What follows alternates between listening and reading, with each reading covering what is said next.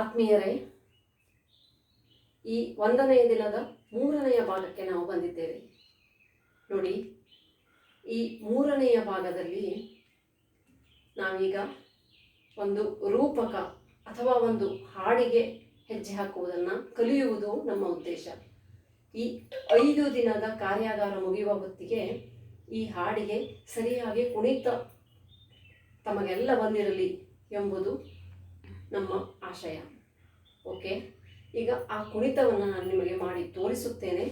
ಅದನ್ನು ನೀವು ಅಭ್ಯಾಸ ಮಾಡಬೇಕು. ಈಗ ಆ ಹಾಡಿನ ಕುಣಿತ.